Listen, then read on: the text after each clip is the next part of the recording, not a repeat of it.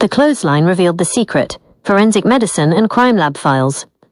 The object in the picture is the clothesline that became the key to solving one of the most complex crimes that took place in Sharqia. The defendant did everything possible to deflect suspicion. We could say it was a very clever, calculated plan. However, criminal investigation and forensic science always have the final say. The small details that seem insignificant to ordinary people are crucial to security officials and help solve most cases. The full story involving the clothesline begins in 2018 in Sharqia, specifically in a village called Al-Qawasim. It's a village where you rarely hear about a crime, but when you do, it's one executed with this level of intelligence and planning. We need to calmly hear the details of this story to understand everything. The victim and his life. Mohammed was a 28-year-old man, his age at the time of the crime. He grew up in the village and was very kind and popular among the residents, most of whom considered him like a son. His entire family lived in the same village. At 22, after securing a job in a local government office, he decided to get married. He chose Amani, the daughter of a respectable family who lived right next door to his family. Both families were delighted. Amani was also very happy with the match. Mohammed had a good reputation, and many people sought his counsel. Mohammed and Amani got married and moved into his apartment on the second floor of his family's house. A year later, they were blessed with a son who became the most important thing in their lives.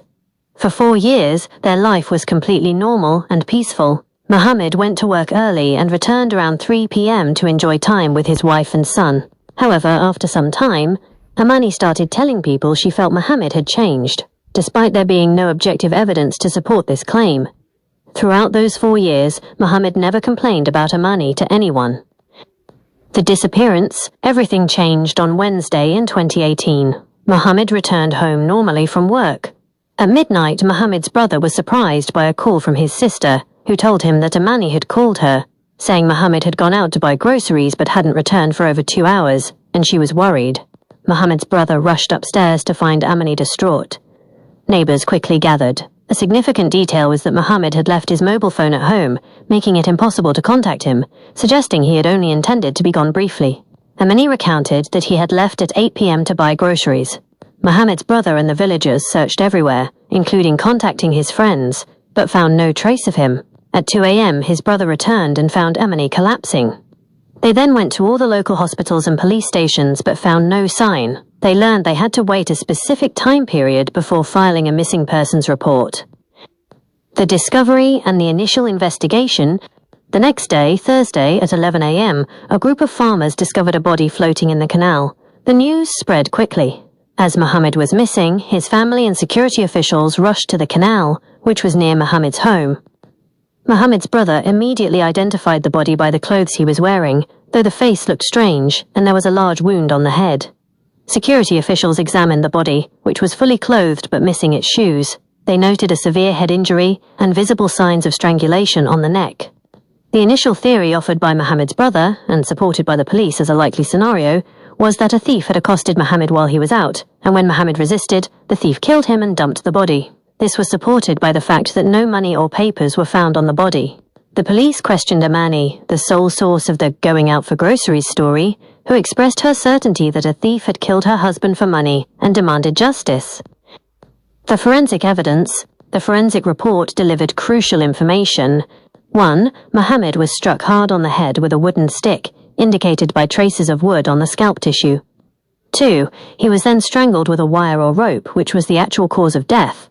3. A large amount of a sleeping sedative was found in his system. 4. The time of death was placed on Wednesday between 6 p.m. and 8 p.m. 5. The body was dumped in the canal more than 2 hours after death. The time of death, shortly after he supposedly left the house, raised immediate suspicion. Furthermore, no witnesses had seen Mohammed leave, nor had any shop owners seen him buy groceries. The clothesline and the clues. Crime lab experts arrived at Mohammed's apartment. The apartment looked clean and normal, suggesting no struggle had occurred inside.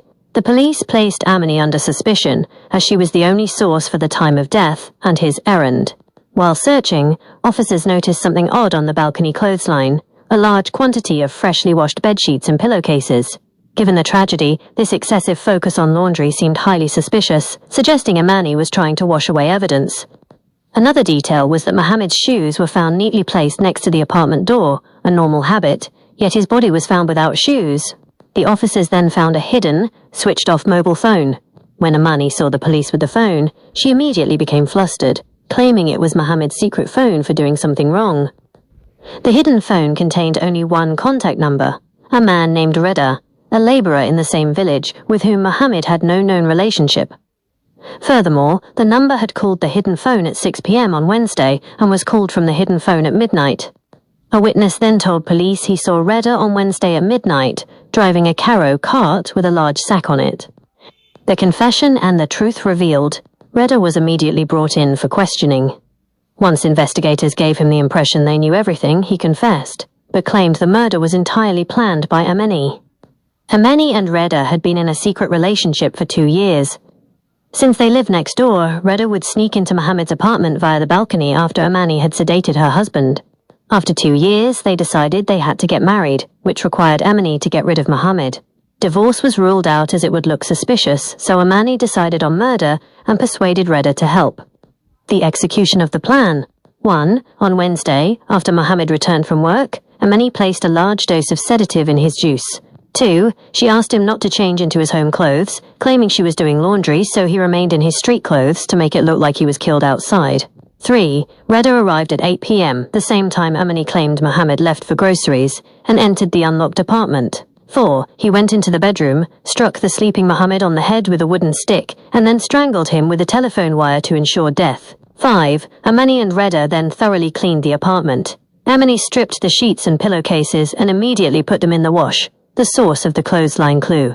6. Around 11:30 p.m. they put Mohammed's body in a sack. Reda carried it out on a cart and dumped it in the canal. 7. Reda called Amani at midnight to confirm the job was done, and Amani then called Mohammed's sister to feign panic about his disappearance. Following their full confessions, both Amani and Reda were sentenced to execution, death.